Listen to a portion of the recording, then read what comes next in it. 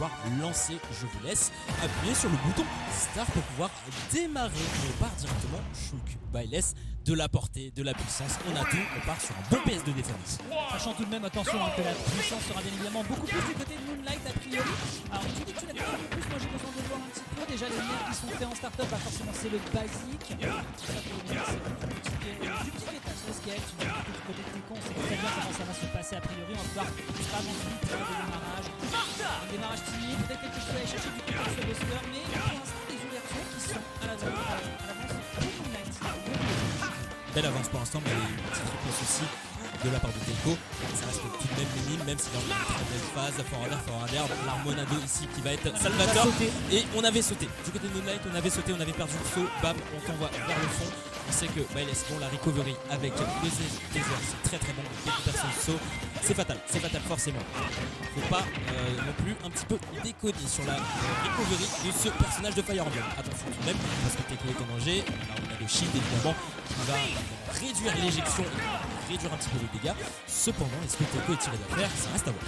Non, pour le moment, moi ce que je vois de son côté, c'est qu'on est davantage en train de tenter des petites interactions pour aller chercher les kills. Évidemment, on se permettra d'aller chercher les kills précédemment, qui a été d'ailleurs vraiment extrêmement important pour la suite, parce que pour l'instant, on voit qu'il y a une ouverture, on voit qu'il vient l'attirer là où on le veut et profiter à fond de sa range. Non, sincèrement, pour l'instant, même si on a eu une truc qui s'est perdu de manière un peu dommageable du côté de Moonlight, je pense que pour l'instant, la température est légèrement de ce côté. On va revenir sur le terrain, la couverture est bonne. Attention à cette reprise sur le slash. Très précise. Bien vu aussi du côté de Teco qui se permet enfin de renverser. Excellente reprise, hein. Belle avance ici pour le joueur de Shu. C'est vrai que là, le Armonado, c'est vraiment les outils primordiaux pour notre cher Shulk. Attention, le counter ici a été bon, mais bon, 9% ok, ça reste minime, ça reste un petit peu faible, mais on continue à dérouler côté Teco. Là, tu vois déjà, on a de la portée des deux côtés, mais on a un petit peu plus de mal. Attention, l'air dodge ici qui a été un petit peu osé de la part de Moonlight. On va se retrouver directement, continuer à être en désavantage. Il va falloir rattraper très vite. On sait à quel point Byleth, ça peut taper fort.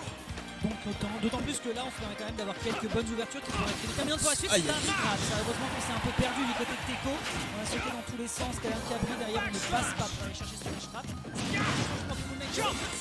Malheureusement cette petite faute gauche qui était terriblement bien envoyée et on se permettra le sacrifice pour aller chercher derrière le side B. Bien ici au niveau de la slash. On va Teco de prendre déjà une belle avance. C'est un 1-0 sur le 3.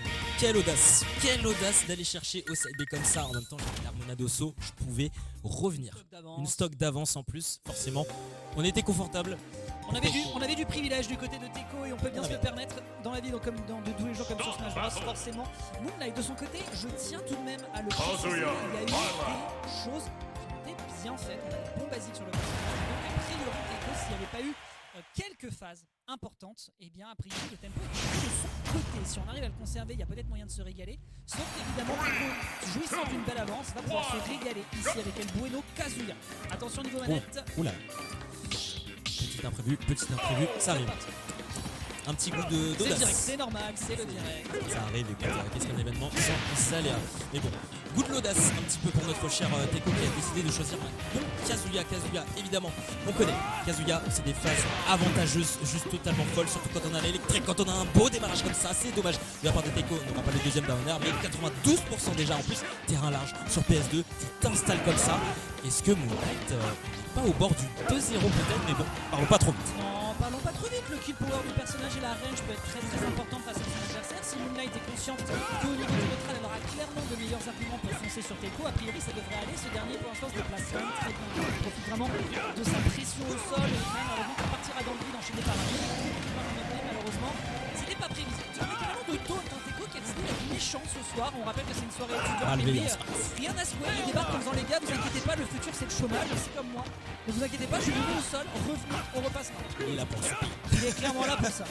Il est là pour le CP, il est là pour tout écraser, le bon Kazuya. Et on a un très bon démarrage, on continue encore. Mais regarde, ça déroule. Encore un électrique et les combos ne cessent de pleuvoir côté Teco. Heureusement, interruption, belle interruption du côté de Moonlight qui a tenté un down air. Peut-être osé, ou est-ce que c'était peut-être la bonne réponse en tout cas. Ce qui est sûr, c'est un Teco qui revient sur le terrain et qui a toujours l'avantage positionnel. Attention, on a dérapé, on n'a pas accroché le ledge. Moonlight un petit peu sur la sellette.